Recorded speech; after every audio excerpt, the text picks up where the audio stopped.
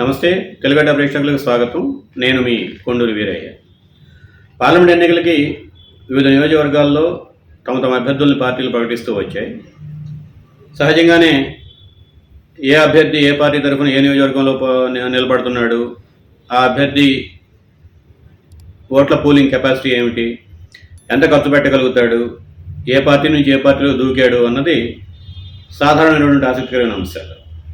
కానీ ఇప్పుడు మనం మాట్లాడుకోబోతున్నటువంటి విషయం అంతకంటే భిన్నమైనటువంటి అంశం, అంతకంటే ఆసక్తికరమైనటువంటి అంశం.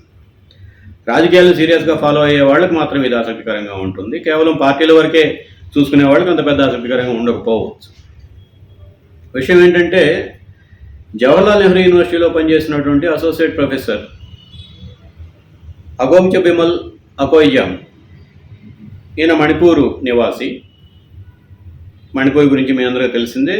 దాదాపుగా ఇంకొక 10-15 రోజులు పోతే మణిపూర్ మారణకాండకి, మణిపూర్ రావణ కాష్టానికి ఏడాది అవుతుంది. పోయిన సంవత్సరం మేలో మొదలైంది. ఆ మధ్య ఒక ఆసక్తికరమైనటువంటి వీడియో కూడా వచ్చింది.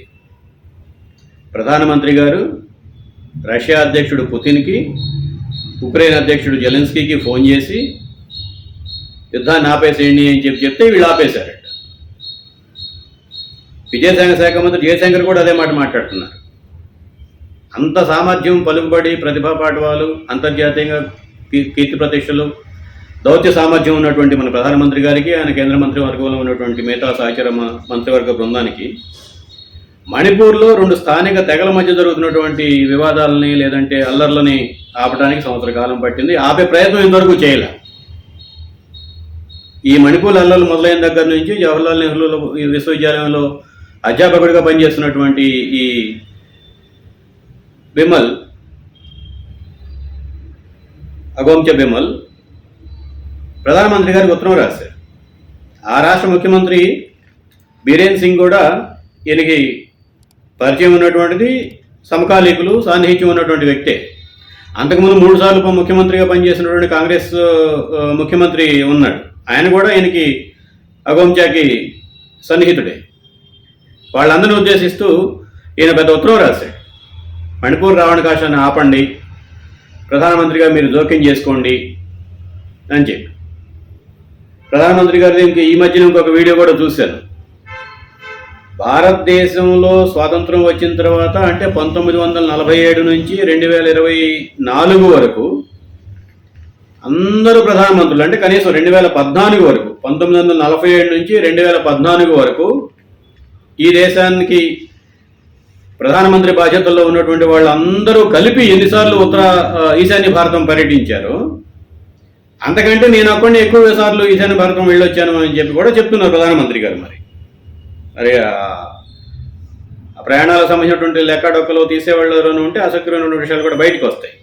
ఇక్కడ మనం అగోమ్చ గారి గురించి మాట్లాడుకుందాం. ఈయన చాలా ఆసక్తికరమైనటువంటి విషయాలు. ఈయన ప్రధాన లోక్సభ మణిపూర్ ఇన్నర్ మణిపూర్ లోక్సభ కాన్స్టిట్యున్సీకి అభ్యర్థిగా కాంగ్రెస్ ప్రకటించడంతో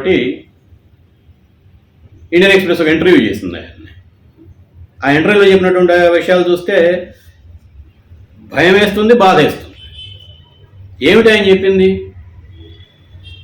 మణిపూర్లో 1947లో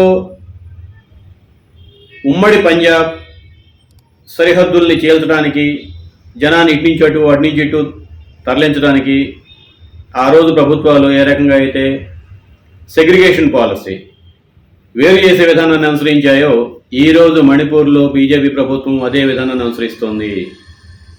భారతదేశంలో మనందరూ తెలిసిందే, భిన్నత్వంలో ఏకత్వం ఉన్నటువంటి దేశం. ఒక ప్రాంతంలో అన్ని రకాల కులాల వాళ్ళు, అన్ని రకాల మతాల వాళ్ళు నివసిస్తున్నటువంటి ప్రాంతం. ఉదాహరణకు హైదరాబాదే తీసుకుంటే ఫలానా ఏరియాలో కాస్త ఎక్కువ తక్కువలు ఉండొచ్చు, కానీ ప్రతి మొహల్లాలోనూ, ప్రతి వార్డులోనూ, ప్రతి డివిజన్, ఇప్పుడు హైదరాబాద్ కార్పొరేషన్ కాబట్టి ప్రతి డివిజన్లోనూ హిందువులు ఉంటారు, ముస్లింలు ఉంటారు, క్రైస్తవులు ఉంటారు, జైనులు ఉంటారు, పార్సీలు ఉంటారు. కులాలకు సంబంధించి అన్ని కులాల వాళ్ళు ఉంటారు. అంతే తప్ప హిందువులందరూ వార్డులో ఒక ఉత్తరాన, ముస్లింలందరూ దక్షిణాన, జైనులందరూ తూర్పున ఇట్లా ఉండరు. కానీ మణిపూర్లో బీజేపీ ప్రభుత్వం ఏం చేస్తోంది? మెయితీలందరినీ ఒకచోట తీసుకెళ్తోంది. మిగతా స్థానిక జాతుల్ని మరొక వైపు, అంటే అప్పటి వరకు కలిసిమెలిసి ఇచ్చిపుచ్చుకునే సంబంధాలు కలిగినటువంటి స్థానిక ఆదివాసీ తెగలని విడదీసి ఒకళ్ళు పర్వత ప్రాంతాల్లో ఫలానా వాళ్లే ఉండాలి, మైదాన ప్రాంతాల్లో ఫలానా వాళ్లే ఉండాలి, మైటీ తెగలు కుకీ తెగలు వీళ్ళ మధ్య జరుగుతున్నటువంటి గొడవ అది. ఆ శరత్చంద్రపూర్ మారణకాండలో ఆయన పెద్ద ప్రశ్న వేస్తాడు. ఇంత పెద్ద దేశం, కొన్ని లక్షల మంది సైన్యం ఉన్నటువంటిది, కొన్ని వేల మంది సైన్యం ఈశాన్య రాష్ట్రాల్లో సరిహద్దుల్లో పనిచేస్తూ ఉన్నారు. అంత పెద్ద శక్తివంతమైనటువంటి దేశం మణిపూర్ చిన్న రాష్ట్రంలో ఒక జిల్లా కేంద్రంలో జరుగుతున్నటువంటి అల్లర్లని ఆపలేకపోయారా మీరు అనేది తర్కబద్ధంగా చూస్తే సీరియస్ అంశం అది. అంటే ప్రభుత్వానికి ఈ రావణ కాష్టాన్ని ఆపాలన్న ఉద్దేశం లేకపోబట్టే ఆ రకంగా జరుగుతోంది అనేది అగోంచా గారి వ్యాఖ్య. ఈ రకంగా మణిపూర్ రావణ కాష్టం పట్ల బీజేపీ ప్రభుత్వం అనుసరిస్తున్నటువంటి దుర్మార్గమైనటువంటి విధానాన్ని ఎత్తిచూపడం కోసం ఇన్నర్ మణిపూర్ కాన్స్టిట్యున్సీ నుంచి పోటీ చేయబోతున్నట్టుగా చెప్తున్నారు. ఆయన ఇంటర్వ్యూలో ఆసక్తికరంగా ఇంకొక అంశం చెప్తాడు. నాకు ఆదర్శం చోమ్స్కీ, ప్రజాతంత్ర మేధావులు, ప్రగతిశీల మేధావులు, వీళ్ళు నాకు ఆదర్శం, కళాకారులు నాకు ఆదర్శం, నాకు ఏ రాజకీయ నాయకుడు ఏ రాజకీయ పార్టీ ఆదర్శం కాదు అని కూడా చెప్తున్నాడు. మరి ఒక సామాజిక శాస్త్రవేత్త, వృత్తిరీత్యా అధ్యాపకుడు, రోజువారీ రాజకీయాలకి కుట్రలు కుతంత్రాలు కుయుక్తులు వీటికి దూరంగా విద్యార్థులు సరైనటువంటి బాటలు నడపడం కోసం ప్రయత్నం చేస్తున్నటువంటి వృత్తిలో ఉన్నటువంటి అగోంచా ఇన్నర్ మణిపూర్ కాన్స్టిట్యున్సీలో ఆయన లేవనెత్తే అంశాలు జాతీయ దృష్టిని ఆకర్షిస్తాయా, దేశం ప్రధాన స్రవంతి మీడియా దృష్టిని ఆకర్షిస్తాయా, ఓటర్లను మెప్పింపజేయగలుగుతాడా, మణిపూర్ సమస్య పట్ల జాతీయ స్థాయిలో చర్చకి ఈయన చేస్తున్న లోక్సభ ఎన్నికల్లో పోటీ చేయటం ఉపయోగపడుతుందా? ఇవన్నీ రానున్న 40-45 రోజుల్లో తేలబోతున్నటువంటి అంశాలు.